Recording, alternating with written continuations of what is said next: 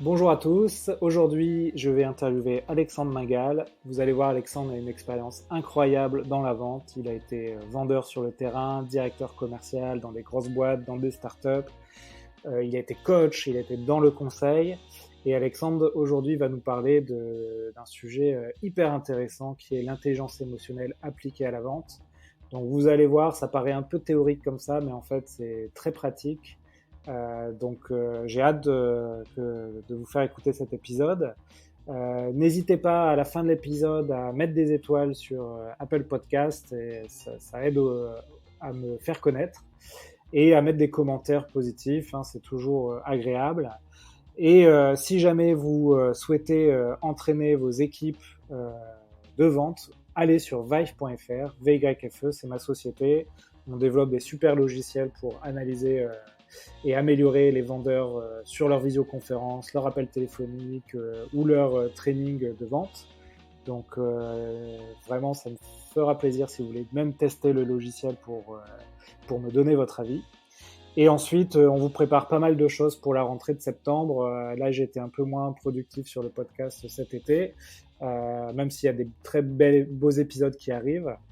Mais vous allez voir, à la rentrée, là, on vous prépare notamment un playbook que vous allez pouvoir télécharger et qui va vous permettre d'avoir un super guide pour vos vendeurs avec plein de techniques de vente qu'on a vues dans les podcasts. Donc voilà, soyez attentifs, je vous partagerai ça. Et du coup, je vous souhaite un excellent épisode avec Alexandre. Vous allez voir, c'est un invité super. Allez, bonne écoute. Bonjour à tous, bienvenue sur un nouvel épisode des Héros de la Vente. Aujourd'hui, j'accueille Alexandre Mingal. Alexandre, bonjour. Bonjour Alexandre. Donc Alexandre, est-ce que tu peux te présenter aux auditeurs? Oui, avec plaisir. Donc, je m'appelle Alexandre Mingal, j'ai 43 ans. Moi, je suis commercial depuis que je suis petit. J'ai fait une école de commerce. Ensuite, j'ai vendu des fax et des copieurs en porte-à-porte dans la zone industrielle du 93, du 95, au moment de la première crise de la bulle Internet 2000-2001. Ouais, autant dire que tu as été à bonne école. Ouais, c'était dur, mais ce qui était intéressant, c'est qu'à l'époque, j'ai gagné beaucoup d'argent en très peu de temps. Donc j'ai pu la première année, malgré un fixe au SMIC, rembourser mon emprunt étudiant et m'acheter 2 voitures et l'année suivante un appartement. Ah ouais, ouais, ouais, Donc effectivement. bon, donc c'était dur, mais à Paris, quand t'es jeune et que t'as un peu d'argent, que tu peux payer toutes tes dettes en moins de 18 mois, c'est quand même pas si mal que ça. Ouais. Après, j'ai basculé dans le monde des SS2I, où je suis resté 15 ans dans ce monde-là. Et j'ai fait tous les postes. J'ai commencé dans le Nord, tiens d'ailleurs, à côté de Lille. Et puis après, j'ai été chef des ventes, puis account manager, puis directeur commercial, jusqu'à proche de mes 40 ans, juste avant mes 40 ans, où je pense que j'avais atteint un plafond de verre et j'ai décidé de me remettre en question et de complètement changer de vie. Et j'ai rejoint une start-up, une grosse start-up hein, qui faisait déjà une dizaine de millions d'euros de chiffre d'affaires. J'y suis resté pendant 3 ans. J'ai eu plusieurs métiers dans cette startup. J'ai réappris la vie parce que je me suis rendu compte qu'on pouvait faire des choses que dans le monde traditionnel on s'interdisait naturellement de faire. Parler avec des personnes qui avaient du pouvoir ou qu'on trouvait inaccessibles, faire plusieurs métiers, s'autoriser à être créatif, prendre des engagements et des responsabilités. Donc, je me suis occupé de la gestion de la relation avec la banque publique d'investissement pendant 2 ans. J'ai aussi accompagné la société sur une partie de la levée de fonds. Et puis, je me suis occupé des ventes complexes du logiciel. On vendait du SaaS en big data et dans le monde SAP. Et ce logiciel était en partie financé par du consulting, une activité qui a ramené quelques millions d'euros de chiffre d'affaires et qui nous a permis d'être sur fonds propres pendant 5 ans. Et donc, je m'occupais aussi de cette activité de consulting. Donc ça a D'accord. duré 3 ans. C'était un des meilleurs moments de ma vie parce que c'est un moment de bascule, tu sais, où tu découvres quelque chose qui est complètement nouveau, avec des possibilités qui sont incroyables, auxquelles tu n'as jamais imaginé. Et quand il t'arrive ça à 40 ans, c'est quand même ouf, quoi. Vraiment, ça te remet dans la peau d'un gamin et tu recommences en fait un peu à zéro et ce plaisir d'apprendre, il est juste exceptionnel. D'accord. Et aujourd'hui, qu'est-ce que tu fais?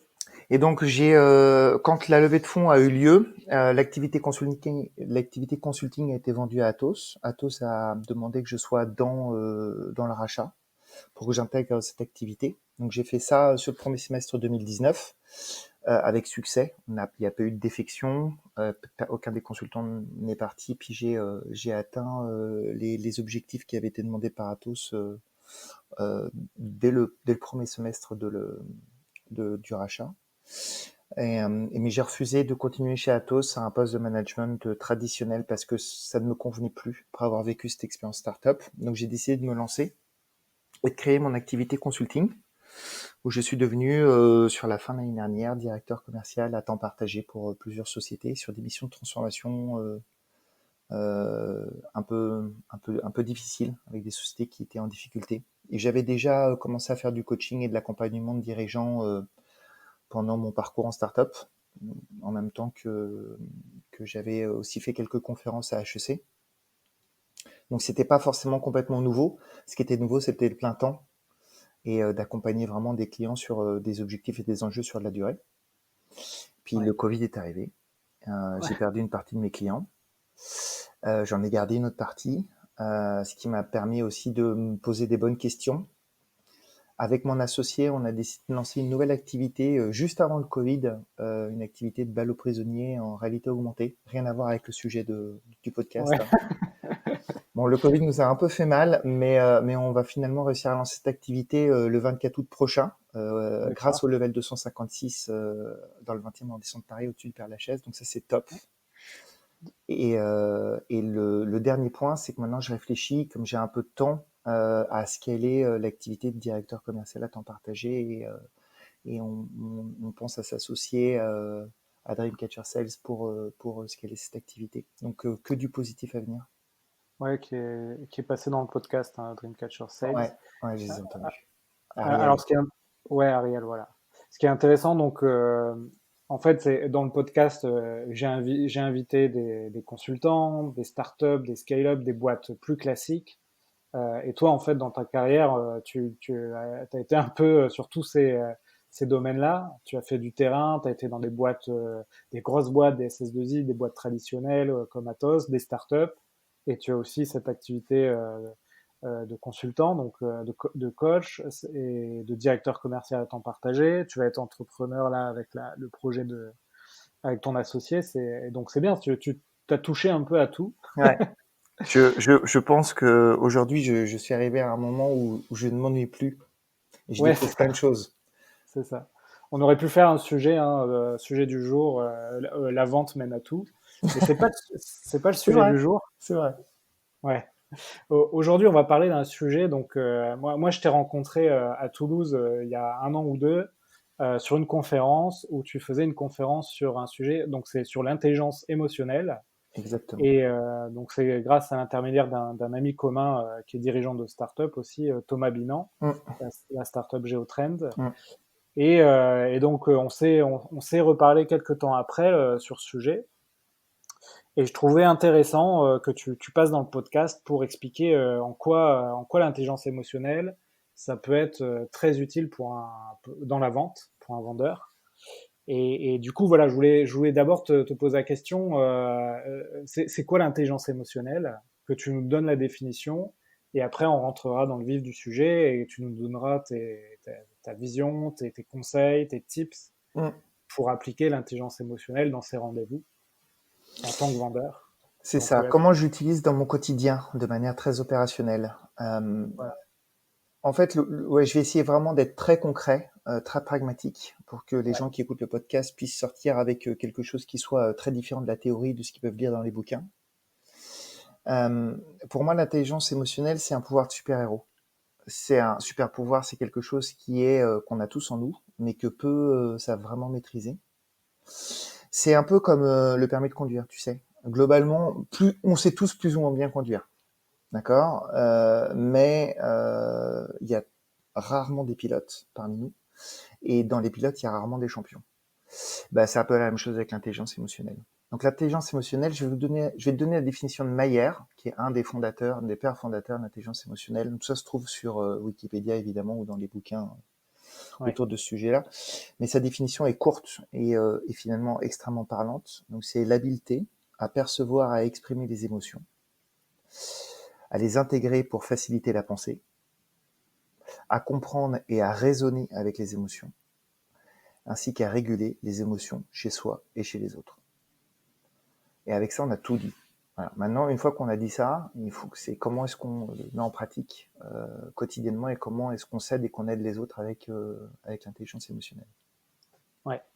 Et effectivement, donc là, tu nous as donné la définition. Est-ce que tu peux nous, voilà, commencer à tout de suite à nous dire, voilà, tu as cette définition de l'intelligence émotionnelle, les auditeurs nous écoutent, sont des commerciaux. Maintenant, qu'est-ce qu'on fait, et déjà peut-être en amont de faire des rendez-vous, etc. Comment ça se passe? Comment on aborde en fait ce grand sujet, ce vaste sujet? Alors, moi, j'utilise l'intelligence émotionnelle dans chacune des étapes du cycle de vente. Il y a un cercle vertueux de l'intelligence émotionnelle qui permet de gagner en estime de soi, en confiance en soi, en motivation, en capacité à faire adhérer et en indépendance de pensée, cette capacité à penser une solution et à faire que cette solution, les gens y adhèrent et qu'elle soit la meilleure. Et donc, ce cercle vertueux, il me permet d'être efficace de la préparation jusqu'au closing. Et donc, par exemple, en préparation, avant de faire mes rendez-vous, quand je prépare mes rendez-vous, bien sûr, je fais comme tous les commerciaux. Je vais sur les sites internet, je m'intéresse au profil des gens, je m'intéresse à ce qu'ils écrivent, etc. Mais je vais chercher les émotions qui transparaissent au travers de ce que je peux lire sur eux. Donc plus quelqu'un va communiquer autour de lui, plus son profil LinkedIn va être complet, plus il va poster, donner des références, réagir, plus son profil d'intelligence émotionnelle va être intéressant et je vais l'utiliser pour être le plus empathique vis-à-vis de lui et me mettre un peu dans sa peau en me disant ok, quand je vais rencontrer Alexandre Mingal, qu'est-ce que je vais attendre de ce rendez-vous, comment je vais faire pour pas m'ennuyer, et puis finalement me synchroniser avec lui avant même que le rendez-vous commence. Et pour le coup, le plus important à ce moment-là, ce qui m'aide le plus, c'est la vidéo. Tu vois, parce que quand les gens font des vidéos, quand ils sont interviewés, par exemple, dans des émissions du style BFM TV, tu vois, et ben, ça te donne une capacité à synchroniser en amont du rendez-vous qui est très forte. Ouais. Alors, ce qui est intéressant, c'est que le dernier épisode du podcast, c'était sur l'utilisation de la vidéo dans la vente. Et on a parlé de plein de choses, mais on n'a pas parlé de ça, de se préparer en regardant les vidéos de ces futurs rendez-vous. Et donc, tu vois, ça rajoute encore un sujet. Et donc, toi, tu nous dis en fait que, au-delà de préparer son rendez-vous, de savoir qu'est-ce que fait la personne et qu'est-ce que fait son entreprise, en fait, tu essayes de comprendre la personnalité C'est ça, de ton interlocuteur. exactement. Et donc, je me pose des questions très ouvertes sur qui il est, pourquoi il est comme ça, pourquoi il fait ça, comment il le fait, qu'est-ce qu'il ressent, quelles sont ses valeurs. Tu vois, je vais pas simplement m'intéresser à sa fonction, au problème de sa société, etc. Je vais m'intéresser à qui il est au sein de sa fonction, au sein de sa société. Et en fait, je vais aller traquer les potentielles différences qu'il y a entre ce qui l'anime, ce qu'il semble animer au travers de ce qu'il communique, et sa fonction. Quels sont les grands enjeux de sa fonction pour un directeur commercial, un DAF, un DRH, etc. Et les enjeux ou les valeurs de sa société. Et souvent, c'est même très très souvent le cas, ces trois levels sont pas alignés. Les gens communiquent pas la même chose que leur société, ça c'est normal. Ils sont des fois très différents de ce qu'ils devraient être dans leur fonction. Et ça c'est très très souvent le cas et c'est très intéressant parce que ça crée des sujets de conversation qui sont des vrais sujets de conversation empathique et qui vont amener directement au problème qu'on est susceptible de traiter dans un entretien de vente. Donc oui, alors toi, du coup, tu arrives à échanger sur tu appelles ça des désynchronisations Ouais, entre les valeurs de la personne, de l'entreprise, sa fonction. Et tu exactement. arrives à faire ça en rendez-vous. Alors, est-ce que tu arrives à le faire au premier rendez-vous ou tu t'attends un peu? Comment ça se passe concrètement? Alors en fait, moi je suis pas un magicien, hein. Donc des fois ça marche, des fois ça marche pas. Et quand ça marche pas, c'est parce que finalement je vais pas, ça va être physique, quoi. Ça va pas fonctionner avec la personne en face de moi. Elle sera trop froide, elle va pas apprécier mon Ouais, côté expansif, etc. Donc c'est pour ça que déjà je fais très rarement mes rendez-vous tout seul. On est souvent deux, surtout sur les rendez-vous stratégiques, pour que ça matche au moins avec l'une des deux personnes. Mais une fois, si à partir du moment où on est deux, dès le premier rendez-vous, on peut atteindre un niveau de conversation et de synchronisation très très fort et un gain de confiance qui permet vraiment de démarrer un cycle de vente avec beaucoup de fiabilité, beaucoup de sécurité et beaucoup de vélocité. Et l'idée, c'est de créer une conversation ensemble. Si on est trois, c'est une conversation à trois, hein. C'est pas deux personnes qui parlent et le troisième qui écoute, ou une série de questions et chacun à son tour on pose des questions. C'est vraiment pas ça. Et l'idée, c'est d'aller chercher ce qu'il y a au fond de la personne en face de nous et pourquoi elle fait ça, pourquoi elle est là, pourquoi elle nous reçoit, pourquoi elle fait ce job, pourquoi elle est dans cette entreprise comment elle veut changer le monde et est-ce qu'elle le veut. Est-ce que c'est quelqu'un qui suit les directives et qui essaie de les faire le mieux possible, ou est-ce que c'est quelqu'un qui est plutôt avec une démarche d'entrepreneuriat et qui veut créer, changer, modifier, ou est-ce que c'est quelqu'un qui veut accompagner, faire réussir. ouais, Et c'est ça en fait qui va être extrêmement intéressant parce que quelles que soient les solutions que tu apportes ou pour lesquelles les solutions de l'entreprise que tu vends, ben finalement, tu as toujours besoin d'avoir ce champion en face de toi qui va t'aider, t'accompagner dans le cycle de vente et finalement te permettre de vendre ta solution.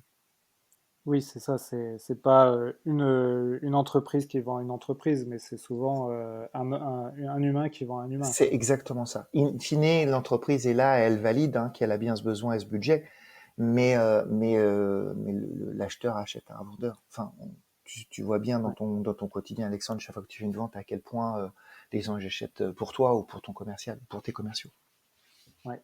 C'est souvent quand tu as un commercial qui s'en va, hein, c'est souvent problématique parce que bah, tu peux récupérer son fichier client, mais il y a beaucoup de clients qui, effectivement, comme tu l'as dit, achètent parce que le commercial, enfin voilà, parce qu'il y a le commercial. C'est ça. Et là, l'idée, c'est de plus laisser d'aléatoire là-dedans ou d'avoir le moins d'aléatoire possible et de faire en sorte que cette relation, tu la décides. C'est-à-dire que c'est pour ça qu'on fait beaucoup de rendez-vous à deux. Euh, c'est que ton objectif ou mon objectif, c'est pas que moi j'ai en tant que directeur commercial la relation avec tous mes clients, mais de faire en sorte que la personne que j'accompagne, que ce soit un commercial junior, un opérationnel, un architecte, qui tu veux, et ben que cette relation se crée entre cette personne-là et le client. Et à défaut, si ça marche pas, que ce soit moi qui puisse la prendre et qu'à un moment donné, il y a quoi qu'il arrive en sortant d'un premier meeting, une synchronisation et un lien de confiance qui se soit établi. D'accord. Pas simplement Donc, autour d'une solution, mais entre deux personnes. d'accord. Donc là, bon, tu nous as déjà donné un conseil pratique. C'est effectivement souvent on demande aux commerciaux d'être empathiques.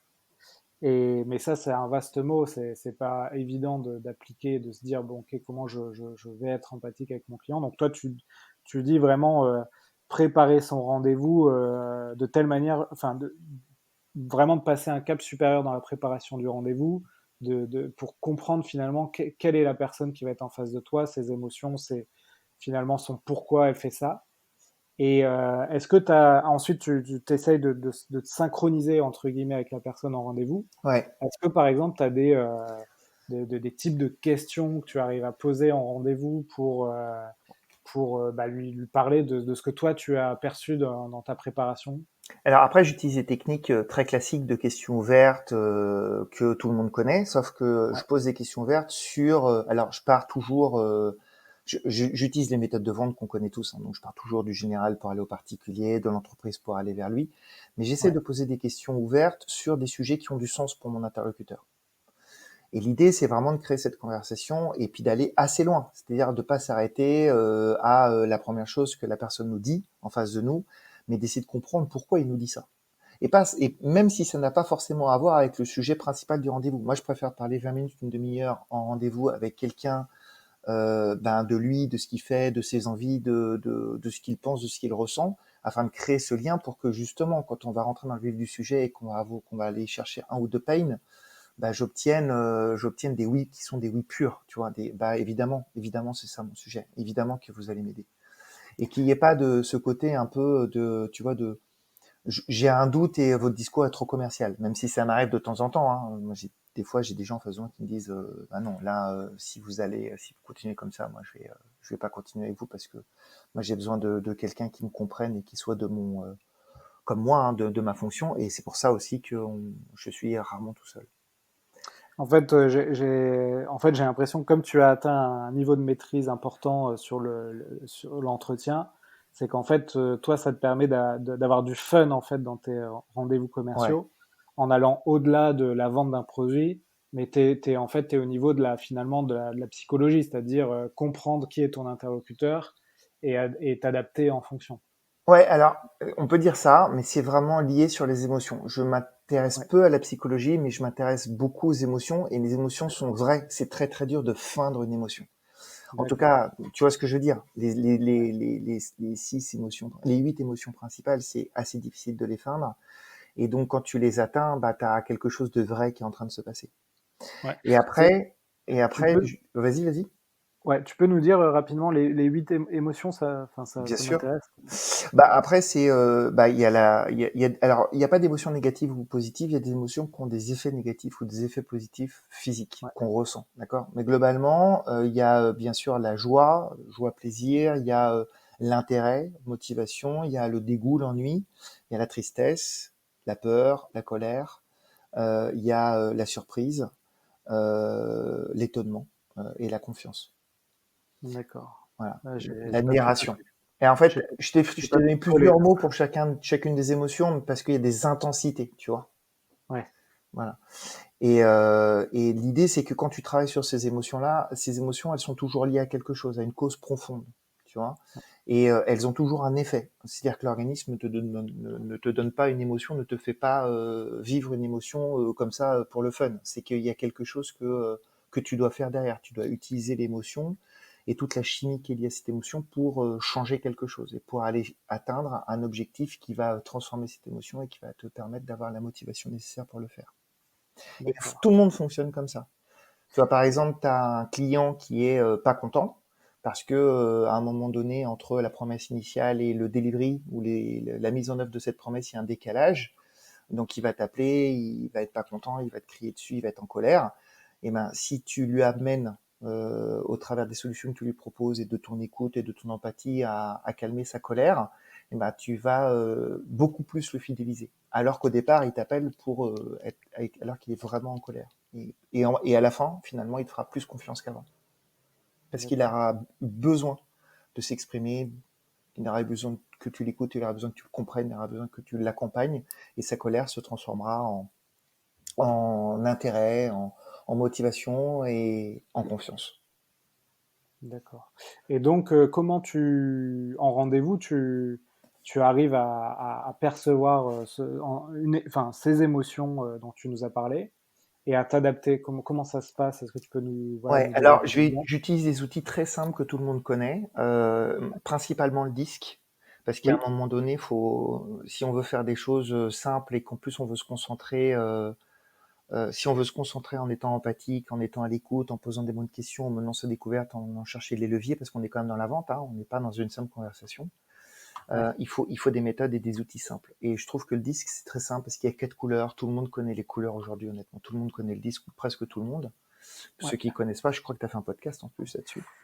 Ouais, voilà, ceux qui connaissent pas, je vous invite à écouter le podcast avec Christopher Nadotti de Beflower et on parle justement du disque et de la méthode des quatre couleurs. Si tu veux bien, on va pas revenir sur qu'est-ce que les couleurs, etc. Mais par contre, on peut donner des exemples de, voilà, quand tu as un interlocuteur d'une certaine couleur, comment tu t'adaptes. Donc Exactement. ça peut être intéressant ça Exactement. Donc l'idée, c'est de teinter son interlocuteur, tu vois. ouais, Tu peux pas faire un disque et de toute façon, tu vas te tromper si tu rentres trop dans le détail. Donc l'idée, c'est de teinter, c'est d'avoir la teinte principale du moment de ton rendez-vous. Est-ce que ton interlocuteur, il va être rouge, bleu, vert, jaune? et en fonction de cette teinte, bah, tu vas t'adapter. Donc par exemple avec un rouge qui est dominant, bah, tu vas vite comprendre que tu dois être ultra factuel, tu dois parler en ROI, il va s'ennuyer très vite, donc il faut pas lui faire perdre du temps. En fait, il faut être très efficace, tu vois. Avec un bleu, tu vas te rendre compte que ben c'est quelqu'un qui va plutôt être résistant, qui va avoir besoin de preuves. Si tu es dans la pompe à brouillard ou dans la flûte, c'est mort. Tu n'arriveras jamais à obtenir la confiance d'un bleu. Tu as besoin de quelqu'un qui va faire du conseil, qui va être factuel, qui va lui donner des éléments de comparaison. Typiquement, sur la fonction d'acheteur, où tu as souvent des gens qui vont être avoir leur teinte dominante le bleu, si tu arrives en disant je lui donnerai pas comment j'ai construit mes prix, je lui donnerai aucun élément de comparaison et je vais rester le moins factuel possible, la probabilité qu'il te choisisse, elle est très faible parce que lui, son rôle, c'est justement de comparer, de comprendre, de rentrer dans le détail. Donc au contraire, il faut y aller en transparence. Par contre, il faut être malin et ne lui donner que les éléments qui sont importants pour lui, mais qui vont te servir dans ton cycle de vente. Ouais. Si tu as un jaune, tu dois plutôt, c'est l'inverse. C'est complètement l'inverse du bleu, c'est l'opposé du bleu. Là, tu as besoin, c'est quelqu'un qui va être, tu vois, c'est un influent. C'est quelqu'un qui a besoin d'être écouté, qui a besoin d'être aimé. Il a presque besoin que tu l'applaudisses, quoi, tu vois. Donc là, il a besoin de te faire confiance. Un jaune, par exemple, à la fin d'entretien, il va te dire, je t'aime bien, c'était super, je passe un super moment avec toi, on va y aller. Typiquement, les jaunes, ils achètent jamais sur un héros, ils achètent parce qu'ils ont confiance et que tu viens de les faire rêver, quoi, clairement. Ouais. Ou que tu leur donnes un avantage qui vont leur permettre de briller dans leur entreprise. Et le vert, tu vois, c'est le dirigeant, le décideur stable qui va faire en sorte que, au travers de la solution que tu vas lui amener, c'est les gens autour de lui qui brillent et qui s'approprient.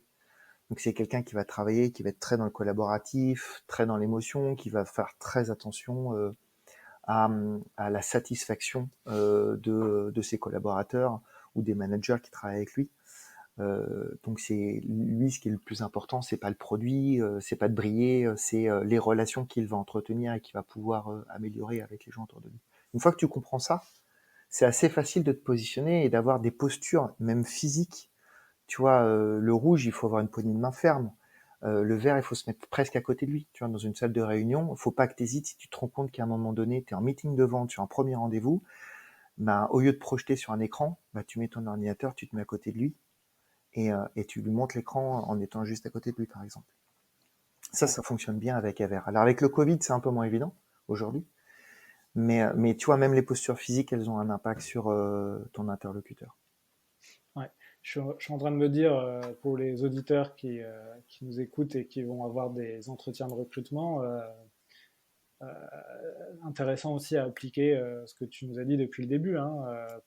Si tu sais quel sera ton recruteur, analyser un peu quel type de personne, de personnalité c'est, et puis et adopter ces postures-là, s'adapter pour ces rendez-vous, c'est très intéressant. Ouais.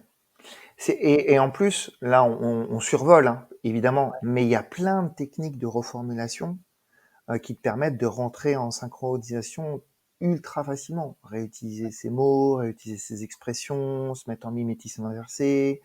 Enfin, tu vois, se pencher, regarder. Enfin, on envoie tellement de signaux faibles qu'on décode de manière quasi sans même s'en rendre compte que la synchronisation entre deux personnes, quand elle est basée sur les émotions, elle est chimique. Tu vois, il y a rien de raisonné. Et c'est pour ça que c'est comme c'est ce que je te dis, je faisais la comparaison avec le permis de conduire. Aujourd'hui, quand tu conduis ta voiture, tu fais absolument attention, tu fais pas du tout attention à ce que tu fais. Tu es capable de parler avec quelqu'un, même d'être au téléphone, etc. Enfin, en kit main libre, évidemment. Mais tu vois bien que ça devient un automatisme, mais que cet automatisme-là ne te permet pas de faire des temps de circuit. Et donc là, l'idée, c'est de dire, ok, j'ai déjà tous ces automatismes en moi, et comment je les utilise pour qu'ils me servent et que je laisse le moins possible d'aléatoire dans l'utilisation des signaux faibles que je vais percevoir de manière cachée. Ouais. Sur la reformulation avec l'intelligence émotionnelle, enfin, voilà, le but en fait de la reformulation, à un moment donné, tu as un objectif. est-ce que tu vois où je veux en venir? Ouais, je vois où tu veux en venir.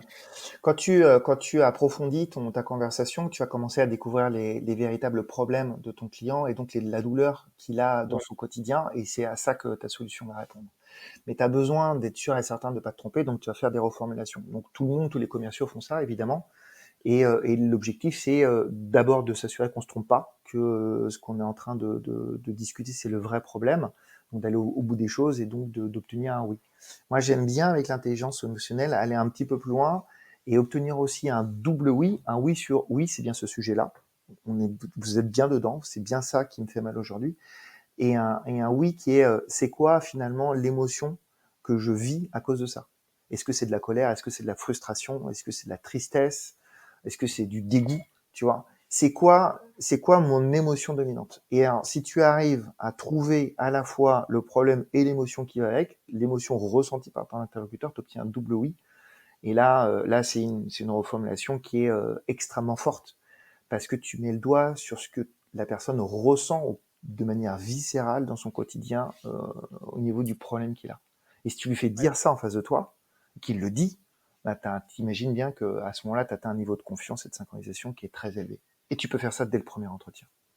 Donc en fait, tu nous dis que tu n'hésites pas à demander quelle est l'émotion de la personne actuellement ou sur ce problème. Ouais. Et c'est quelque chose, finalement, parfois on est pudique en rendez-vous, mais toi, tu n'hésites pas à faire ça et Ouais, et des fois, je suis même un peu impertinent. Tu sais, je fais un peu de spin. Tu Ouais, vois, et des fois, je vous dis, et ça vous frustre pas trop de vous sentir aussi inutile que ça? Et là, ouais, la personne, elle commence à parler. Alors, on fait pas ça dans les 5 premières minutes, évidemment. Il y a une demi-heure qui s'est écoulée ou 40 minutes qui s'est écoulée et tu as déjà beaucoup discuté avec lui.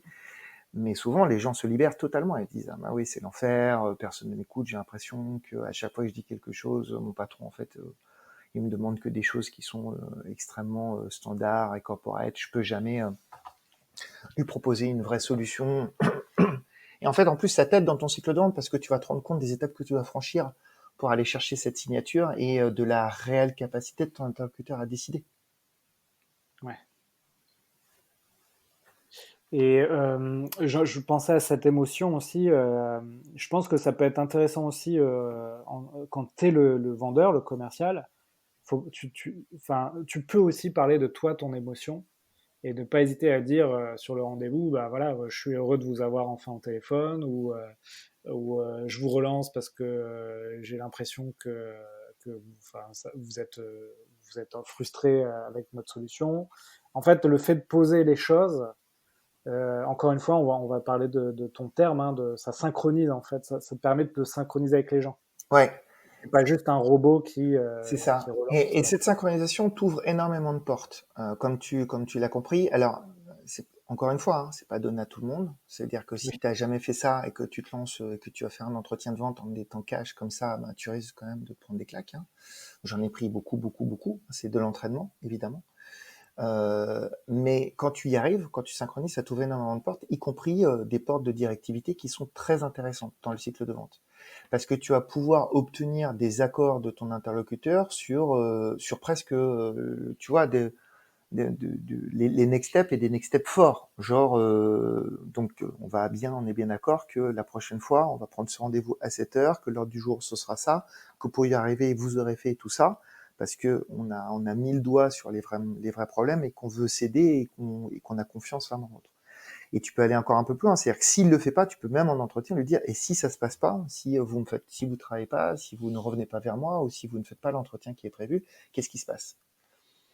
Est-ce que je peux vous appeler tous les jours jusqu'à que vous me donniez un retour ou je vais vous appeler même tous les jours, je vous appeler tous les matins, ou il faut que je vous appelle le matin à 8 heures ou le soir à 20 heures pour obtenir ce retour, parce que moi, comprenez-moi bien, hein, ça fonctionne, moi je suis commercial, moi je vais m'engager vis-à-vis de ma société, vis-à-vis de mon boss, donc si vous me laissez dans le noir, alors que vous deviez me donner des infos, bah, je vais très mal le vivre. Et c'est là où ce que tu viens de dire, ça a énormément de sens, Alexandre, c'est-à-dire qu'effectivement, le commercial, il doit aussi être capable de transmettre ses émotions et potentiellement les conséquences de ce qu'il va vivre au travers de son cycle de vente. Et le pire du pire, hein, tu le sais bien, hein, c'est quand ça se passe bien et que la personne, elle fait le mort, elle te répond pas, et que ton cycle de vente est stoppé parce que tu n'as plus aucun feedback de ton client. Ça, c'est l'enfer.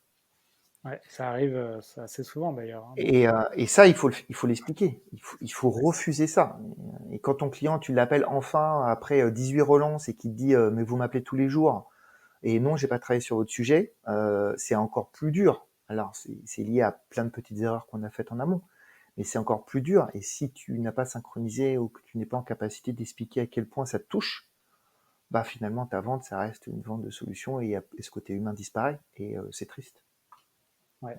Donc voilà, intelligence émotionnelle à la fois pour analyser ton, ton interlocuteur, enfin, mais aussi pour transmettre toi les émotions que tu ressens.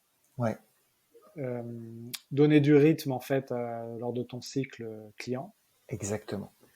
et aussi permettre d'utiliser l'intelligence émotionnelle pour formuler ou faire dire à ton client le besoin, la difficulté qu'il a. Et ça, c'est intéressant parce que j'ai fait plusieurs podcasts où on en a parlé, par exemple, du biais cognitif à la perte, c'est-à-dire essayer de faire comprendre à la personne quelle va être la perte ou la douleur qu'il va avoir s'il ne travaille pas avec toi. Mm. Ça rejoint un peu, ça recoupe un peu ce que tu nous dis. C'est exactement ça. En plus, quand tu travailles sur les biais cognitifs, tu peux vraiment faire prendre conscience à la personne de ce qu'il est en train de vivre. Parce qu'on a tous des biais cognitifs et ils nous impactent tous, sauf qu'on n'en a pas forcément conscience. Hein. D'ailleurs, on n'en a souvent pas conscience. Et quand tu utilises les émotions, tu peux faire prendre conscience des biais cognitifs que tu es en train de subir au travers des émotions qui sont générées. Et d'un coup, tu éclaires finalement l'autre sur ce qu'il est en train de vivre. Et cette prise de conscience, elle est extrêmement intéressante en entretien de vente. Parce que, encore une fois, elle permet une synchronisation, une compréhension de l'autre. L'autre va tout de suite se dire, ah, ça y est, en fait, j'ai enfin quelqu'un qui me comprend et quelqu'un qui va m'aider. Et Ouais. ça fait de tes interlocuteurs potentiellement des super champions. Des gens qui vont, au sens propre du terme, devenir ton plus grand défenseur, ton meilleur commercial à l'intérieur de l'entreprise. Ouais. Est-ce que cette méthode-là, bon, j'imagine que dans la vente complexe, c'est vraiment très adapté. Des ventes plus courtes, plus rapides, j'imagine, peut-être un peu plus compliqué à mettre en place. Bah, Pas forcément. c'est comme tout, oui et non. C'est-à-dire que si tu débutes, il faut plutôt des ventes longues, le temps avec des interlocuteurs multiples, parce que bah, ça te permet aussi de tester. Si ça marche pas sur une personne, tu peux avoir une autre personne, etc. Mais quand tu commences à bien ressentir les choses et à bien comprendre le sens des émotions, hein, ce que disait Mayer hein, au tout début hein, dans la L'intro, ouais. définition, hein, le côté de réguler les émotions chez soi et chez les autres, c'est-à-dire être actif sur les émotions des autres, hein, c'est vraiment ça, in fine, le- le- l'objectif de l'intelligence émotionnelle, mais tu peux le faire avec n'importe qui, n'importe quand, y compris sur des cycles de vente très, très courts, même avec des patrons. Moi, Ouais, aujourd'hui, quand je parle avec un dirigeant d'entreprise et je parle avec des grands dirigeants, je fais de l'intelligence émotionnelle et ça marche. Et il y a une vraie confiance qui s'instaure et un plaisir, même dans un rendez-vous qui va durer une demi-heure. Il y a un véritable plaisir et souvent, on ressort tous les deux d'un rendez-vous de vente avec le plaisir de l'avoir fait, pas simplement, tu vois, un échange purement technique ou purement commercial. d'accord. Très bien, Alexandre. Bah, écoute, bon, il nous reste 15 minutes parce que tu as un autre rendez-vous derrière. Bon, tu nous as introduit le sujet de l'intelligence émotionnelle. J'imagine que c'est comme la méthode DISC, hein, c'est facile à comprendre, mais c'est très long à appréhender et à appliquer. Est-ce que tu as d'autres choses à ajouter avant qu'on passe aux questions de la fin que je pose à tous les invités, pour peut-être te donner des pistes pour les auditeurs, pour s'ils qui veulent creuser le sujet ou voilà. Je pense il faut voir l'intelligence émotionnelle comme un outil bienveillant. On peut pas manipuler les émotions. On peut pas, en tout cas pas simplement dans un entretien de vente. Donc c'est ce qu'on fait, c'est une approche extrêmement bienveillante parce que l'idée c'est de faire prendre conscience au travers de ce que tu ressens, de faire prendre conscience à l'autre ce qu'il est en train de ressentir aussi. et de lui dire qu'il y a des solutions aux émotions qu'il est en train de percevoir, que ce soit la colère ou de ressentir la colère, la tristesse, la frustration, en fait, l'angoisse, le stress. Tout ça, c'est des sujets qui sont temporaires et sur lesquels tu peux agir et donc tu peux aider ton interlocuteur. Donc, l'intelligence émotionnelle, c'est un moyen de synchroniser, c'est un moyen d'augmenter la confiance, mais il faut le faire avec beaucoup d'empathie et beaucoup de bienveillance. Si t'es pas bienveillant, ça sert à rien d'utiliser l'intelligence émotionnelle. Ouais. Si on veut aller plus loin, tu as des ressources à partager, des bouquins, des audios. Alors, sur l'intelligence émotionnelle pure, pour ceux qui sont vraiment intéressés, il faut aller lire Goleman, Oui, Goleman, qui est le pape de l'intelligence émotionnelle, hein. Et puis autour de lui, il y a Mayer et Ruven Barwan. Bon, tout ça c'est facile, c'est trouvable sur Internet. Mais moi, c'est pas ces bouquins-là qui m'ont vraiment changé. Je pense que le premier bouquin qui m'a changé, c'est un bouquin de science-fiction qui s'appelle Dune de Frank Herbert. ouais, je connais bien, ouais. Voilà, et dans les premiers livres, il y a beaucoup de psychologie et beaucoup d'émotions.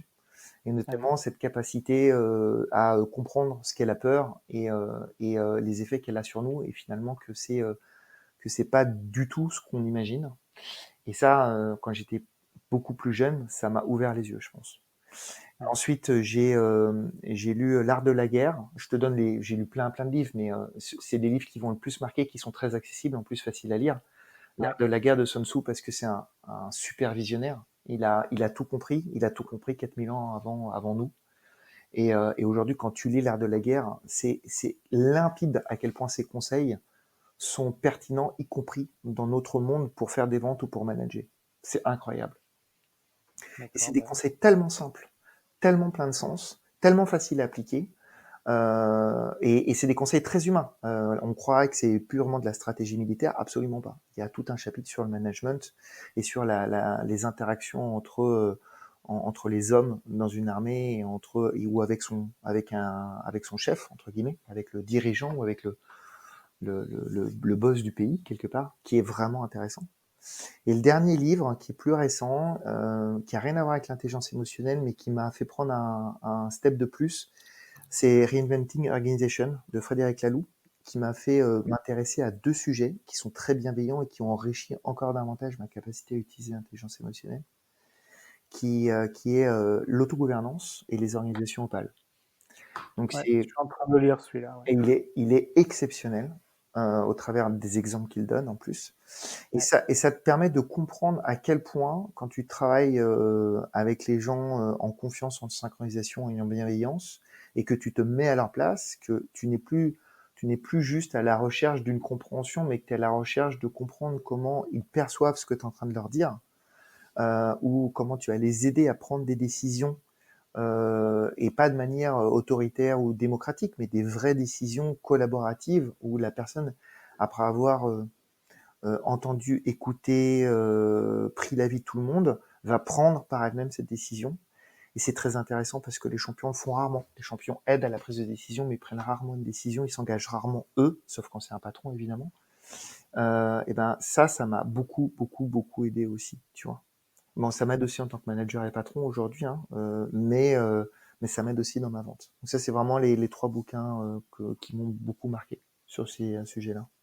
Ok, très bien. Bon, on enregistre cet épisode au mois de juillet, donc on va le publier sans doute à la fin du mois.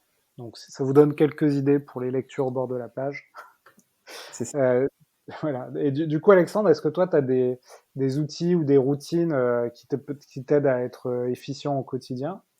Qu'est-ce que tu fais quotidiennement pour progresser, Alors, je fais beaucoup de choses, mais il y a deux choses qui changent ma vie, ou qui sont en train de changer ma vie. La première, c'est mon, ce que je fais actuellement, le fait d'être très libre, d'être à la fois, comme tu l'as dit, un entrepreneur, un commercial, un directeur commercial, m'a mis dans une posture d'écoute des gens que je rencontre. Et je veux que chacune de mes rencontres, quelle qu'elle soit, ce soit une rencontre qui m'enrichit, qui me fait progresser, qui m'apprend quelque chose. Et donc, par exemple, je fais une synthèse écrite de toutes mes rencontres. Voilà. Je Ah prends ouais. 20 minutes et je fais une synthèse pour moi et je note les points importants de cette rencontre. Ça me construit énormément aujourd'hui. Ça me donne Ouais, énormément ça, de sens. ça t'aide effectivement. Ouais. D'accord. Ça me rend un peu plus humble, ce qui est toujours important quand tu es commercial. Mais ça me donne aussi beaucoup de confiance parce que ce qui est bon pour les autres, c'est bon pour moi. Et ce partage, je pense que quand tu commences à utiliser ton réseau pour partager, comprendre, écouter, ben, je pense que c'est une des meilleures façons d'utiliser ton réseau, t'enrichir des expériences de ton réseau. Comme si chacune des personnes que tu rencontrais t'amenait un Rex, tu vois, un retour d'expérience. Ouais, ouais, Ça, c'est c'est, intéressant, ouais, comme pratique, ouais. ouais, ça, c'est la première chose. Ça demande un peu de temps, donc faut pas trop en faire, mais quand tu fais des entretiens, et c'est des entretiens sans but, hein. Moi, j'ai plein d'échanges avec des gens de mon réseau que je trouve sur LinkedIn ou ailleurs, hein, ou qui me sont conseillés, où j'y vais avec absolument aucun objectif autre que celui de découvrir une nouvelle personne. Et le deuxième point, c'est que j'arrive aussi à m'endormir sur demande en interrompant mon flux de pensée. Donc ça, c'est une des techniques qui te permettent d'aller chercher les émotions. Et je me suis rendu compte que cette technique qui me permettait de comprendre mes émotions me permettait aussi d'arrêter de penser et donc de libérer mon cerveau de tout un tas de choses qui me tracassent. Quand ton cerveau est libre, bah, tu t'endors très facilement. Et donc je peux m'endormir à peu près n'importe où, n'importe quand, sur la durée qui me convient. Et Ouais, c'est un, tu- c'est un super pouvoir. tu pourrais créer un business de conseils en endormissement à volonté pour les militaires, les Ouais. navigateurs. Je suis pas sûr parce que je pense que je suis dans l'artisanat pur. Ce qui marche pour moi ne marchera peut-être pas pour les autres. Mais par Ouais, contre, interrompre son flux de pensée, c'est pas forcément si compliqué que ça. Ça demande, encore une fois, hein, ça demande de l'entraînement. Mais une fois que tu as compris le truc et que tu peux le déclencher quasiment sur demande, ça te permet ça- vraiment d'atteindre un niveau de, bah, tu te rassérénes facilement, tu te reposes et tu peux aller faire des micro-siestes de 5, de 2, 5, 10, voire même des fois 20 minutes qui te redonnent de l'énergie jusque pour les moments ouais. importants de ta journée. Donc moi, je fais Ah, beaucoup ça. du coup, ça se rapproche de la méditation enfin, quand tu fais ça, quand tu interromps ton flux de pensée. Ouais, mais c'est de la méditation très rapide, hein. C'est vraiment pour aller rechercher. J'essaie de comprendre pourquoi je suis en colère ou pourquoi je suis triste ou pourquoi je suis joyeux. Et donc je vais aller interroger cette émotion plus profond de moi-même. Et en fait, en faisant ça, je dois me concentrer sur cette émotion. Pour me concentrer sur cette émotion, effectivement, je pratique des techniques qui me permettent de sophrologie, hein, de respiration, de méditation, qui me permettent en 1, 2 minutes voilà, de me calmer Ouais. et d'interrompre mon flux de pensée. Mais maintenant, je le fais. Au départ, je le faisais en me forçant à le faire, mais maintenant, c'est devenu un automatisme. Super. Bah écoute, merci pour ces retours d'expérience, hein. Genre, je vais essayer de tester là cette semaine. Du coup, il nous reste 5 minutes avant que tu partes, Alexandre. Est-ce que tu peux nous raconter une vente qui t'a marqué dans ta carrière? Ouais, la vente qui m'a le plus marqué, c'est une vente que j'ai fait il y a longtemps maintenant, quand j'étais encore juste account manager en SS2I, je dois avoir une trentaine d'années. C'est le premier grand compte, c'est le plus gros contrat que j'ai signé à l'époque. C'était avec le groupe Safran. Euh, on était on était une toute petite SS2I, une cinquantaine, peut-être une soixantaine de personnes. Et signer un contrat avec un grand compte du CAC 40, c'était le Graal à l'époque. Et donc je me suis beaucoup battu et comme tous les commerciaux, j'ai commencé par des petites prestations, hein, jusqu'à un moment donné qu'un jour une acheteuse m'appelle pour me dire qui vous êtes et qu'est-ce que vous faites chez moi et pourquoi je vous connais pas. Et à l'époque, j'avais pas tous ces tips, je savais pas. Et ça a été une vente exceptionnelle parce que cette acheteuse, au fur et à mesure des échanges qu'on a eus, est devenue ma championne. Et c'est la première fois que une acheteuse devenait une championne de mon cycle de vente. Et elle a tellement, elle s'est tellement impliquée que grâce à elle, j'ai signé un contrat de 5 ans et de plusieurs millions d'euros à l'époque qui représentait une part importante du chiffre d'affaires de la société sur plusieurs années. Et j'ai pas signé techniquement, enfin, même s'il y a bien sûr eu une implication forte des opérations de ma boîte et des interlocuteurs techniques de Safran à l'époque, hein. C'est grâce à cette acheteuse qu'on a pu aller au bout de la démarche et qu'un groupe comme Safran a accepté de signer un contrat pluriannuel avec une toute petite boîte pas référencée. Et donc c'est la synchronisation et le fait que je me souviens encore de soirées, enfin de soirées, comprenons-nous bien, hein, autour de contrats qui faisaient 200-300 pages pour que tout soit nickel et pour pouvoir poser le lendemain le contrat sur le boss du patron des achats de Safran, sur le bureau du patron des achats de Safran, puis derrière sur le DSI, sur le bureau du DSI.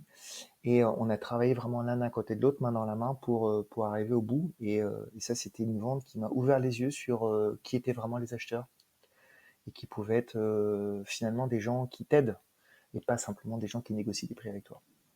Ouais. Ok, donc tu as eu un apprentissage effectivement à la fois sur l'acheteur peut être de ton côté et l'intérêt d'avoir un champion ou une championne en C'est ça, interne. exactement. Ça c'est une des plus belles ventes, tant en termes de taille qu'en termes d'humain Ouais, que j'ai connu et qui m'a encore mis un pied de plus à l'époque dans les immenses possibilités d'intelligence émotionnelle où je démarrais, hein. J'avais pas complètement conscience de tout ça encore, mais c'était vraiment d'accord. très très intéressant. Après, j'ai plein d'autres ventes, mais comme il nous reste pas suffisamment de temps, je le Ouais, raconterai aux gens que je rencontrerai plus tard. d'accord. Bah écoute, c'est ma dernière question, hein, c'est euh, avant de conclure, est-ce que tu aurais quelqu'un à me proposer pour interviewer sur ce podcast? La personne qui m'a le plus marqué euh, sur ces dernières années, c'est le boss de la startup dans laquelle j'ai travaillé qui s'appelle Inventi. C'est David Ousmane. D'abord, il m'a fait confiance. Il a embauché un mec de 40 ans alors qu'il en a 35, alors qu'il en avait 35. Et donc c'était un gros pari, hein, pour une startup. Surtout qu'il m'a signé mon contrat en mode quasi one shot avec énormément de confiance. Et c'est quelqu'un qui m'a beaucoup marqué parce qu'au-delà d'être le patron de la boîte et d'une boîte qui était une vraie scale-up, il est resté le premier commercial de sa boîte. Et il a lui-même, au-delà du pilotage des équipes commerciales et des ventes complexes, on a fait quand même pas mal de ventes ensemble. Il a fait les plus grosses ventes de la boîte. Il a notamment l'idée un cycle de vente extrêmement complexe avec Atos, qui a amené justement le rachat d'une partie de l'activité par Atos. Mais il a aussi, je l'ai vu aussi faire des ventes complexes au niveau du top management de la BPI, puisqu'on a été rencontrer le directeur général de la BPI quand même, ou avec des investisseurs. Et je trouve que ces ventes que moi j'ai jamais faites, elles sont exceptionnelles par leur complexité, par l'habilité qu'il faut, par les gens que tu rencontres. Et j'étais admiratif de sa capacité à piloter des ventes de ce niveau-là avec des gens avec bien plus de pouvoir et bien plus intelligents que nous. Enfin, bien plus d'expérience que nous, en tout cas. Ouais, Donc je c'est pense vrai que ça pourrait être très intéressant de l'interviewer parce que sa vie est une vie je pense, extrêmement intéressante à partager. écoute, David, si tu nous écoutes, tu es le bienvenu sur le podcast. Mais c'est vrai que j'avais eu un fonds d'investissement qui m'avait dit une fois que, enfin, ils avaient remarqué que leurs meilleurs entrepreneurs de leur portefeuille, c'était souvent des gens qui étaient obsédés par la vente. Et car c'est souvent le fondateur, c'est le premier, comme tu l'as dit, hein, c'est le Ouais, premier commercial de sa boîte. Et t'as beau avoir un super produit, si t'arrives pas à le vendre, bah, ta boîte va avoir du mal à décoller. on est d'accord, Alexandre. Et donc, si tu es un entrepreneur qui a un peu du mal avec la vente, bah, tu peux écouter tous les épisodes du podcast. C'est ça. Ce sera un Il y bon en a début. beaucoup, hein. Je les ai pas encore tous écoutés, mais j'en écoute régulièrement et à chaque fois je découvre des choses. C'est excellent. Ouais, ouais, bah, c'est vrai qu'il y en a beaucoup. Je me suis un peu lâché là sur la productivité. J'en ai fait plein, mais bon, c'est. Mais c'est bien. C'est pareil, c'est ce partage cette envie que tu donnes aux gens que tu interviews de partager leur savoir, leurs tips, leurs connaissances, c'est exceptionnel. Enfin, pour en avoir à écouter plusieurs dizaines déjà, moi, mais il y a quelques mois, je connaissais pas ça. Et c'est une source d'inspiration inépuisable. Bah, écoute, merci Alexandre. Si on veut te joindre, sur LinkedIn, ça, ou tu peux donner d'autres Alors, moi, j'ai infos. un site internet qui s'appelle alexandremingal.com. Ok, ou .fr, en anglais ou en français, mais sinon LinkedIn évidemment. Sur le site, ok, sur mon site, je mets plein de trucs et astuces aussi. Et c'est juste complètement ouvert, hein. Il n'y a pas de pub, pas de blog, il y a aucun objectif commercial. C'est juste que moi j'aime partager parce que je vois tout ce que ça m'apporte quand les autres partagent avec moi. Donc j'essaie de partager aussi le plus possible. Voilà. Donc ok. pas de souci pour répondre et pour s'il y a besoin aider. Bon, ben, merci Alexandre du coup pour tous tes conseils et tes tips. On a tenu le timing, tu vois, hein, il est 11h30. Donc, Merci d'avoir tenu le timing, Alexandre. Et puis ouais, merci de m'avoir donné la possibilité de participer à ce super podcast qui est les héros de la vente. ouais, bah, avec plaisir. Et puis, bah, on te souhaite de bonnes aventures là. Notamment, tu nous donneras des nouvelles sur ton projet de balle aux prisonniers en réalité augmentée. Ouais. Je Eh trouve ben, ça assez cool. si le Covid ne nous reconfine pas, vous êtes les bienvenus au level Ouais. 256 au Père-Lachaise. Je mettrai un lien vers le site internet pour donner des infos sur mon profil LinkedIn si ça vous intéresse. Super. Bah, écoute, à bientôt Alexandre. Eh ben, merci. À bientôt. Voilà, cet épisode des héros de la vente est fini. J'espère que ça vous a plu. Si vous voulez continuer à apprendre sur le thème de la vente, vous pouvez consulter gratuitement du contenu sur mon site web vive.fr. Vous y trouverez des e-books à télécharger en accès libre. N'hésitez pas aussi à me contacter sur LinkedIn pour me proposer des sujets ou des idées d'interview, ou simplement si vous avez des questions ou un feedback à me donner. Enfin, afin que ce podcast se fasse connaître, vous pouvez le noter 5 sur 5 sur iTunes pour que je puisse monter dans les classements. C'est vraiment important. Merci et à la prochaine!